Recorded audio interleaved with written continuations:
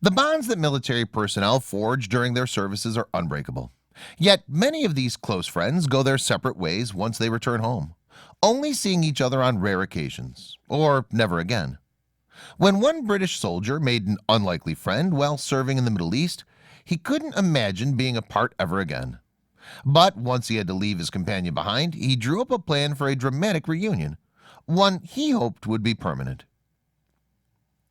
After 2 tours in Afghanistan, Sean Laidlaw, shown here on the left, figured he could handle anything Syria threw at him.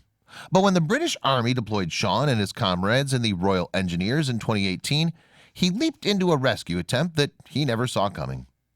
Sean was an expert at defusing and removing bombs. The Syrian civil war had ravaged the country over the last several years, especially in the city of Raqqa. While many buildings crumbled around him, others still had undetonated explosives inside. Even when Sean wasn't on patrol, the army life was a grind. Exciting moments in the camp were few and far between, and troop morale suffered greatly. When Sean got a call to investigate a bombed-out school in February, he was almost grateful. As Sean patrolled the area, he couldn't find anything out of the ordinary. When he really focused, however, he thought he could hear a faint whimpering somewhere under the rubble. Sean followed the noise and started digging. It was a puppy.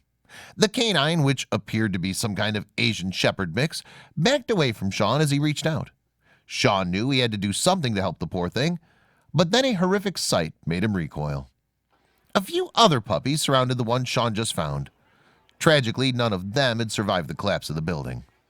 Now that the dog lost her family, Sean realized he couldn't just leave her in the wreckage alone. The pup still wouldn't go near any strangers, so Sean did the sensible thing. He pulled out some water and a couple bites of food, and that was enough to draw the reluctant animal out from her hiding place.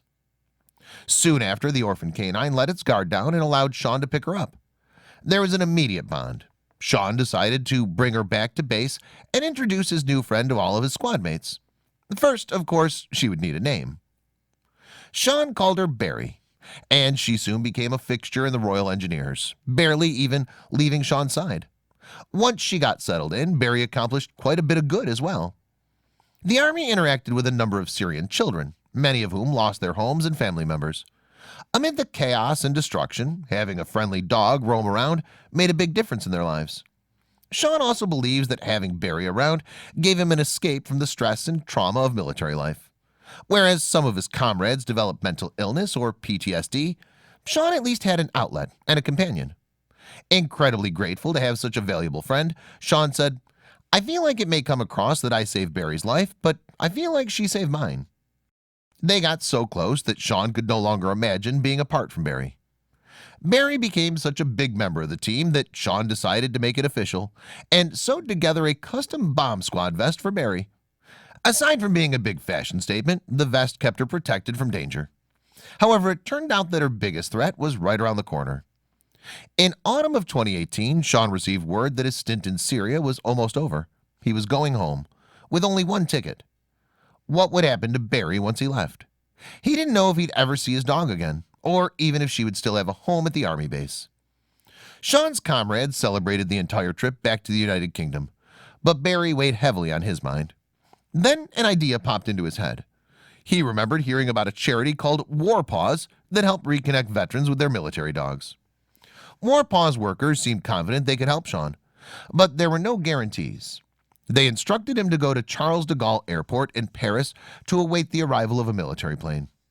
He waited nervously, hoping Barry would be one of the passengers getting off. As the airline staff rolled out a dog crate, Sean recognized a familiar face peering through the door. Barry made it to Europe after all. Holding back tears of joy, Sean reached out to hand her a gift. He got Barry a new and improved vest. She took a look at the airport mirror to size up her new duds and her new surroundings. The streets of Raqqa, Syria were all Barry had ever known, so Sean hoped she'd be able to adjust to British life easily enough. With Barry back in his arms, Sean returned home to Hornchurch, Essex. She settled in immediately, a far cry from the scared puppy that wouldn't come out of the ruined school. Thanks to a stable home and a steady diet, Barry grew like a weed too. A full-grown dog, Barry continued to live happily with Sean. After going through so much together, there's no doubt that this pair would never let anything split them apart ever again.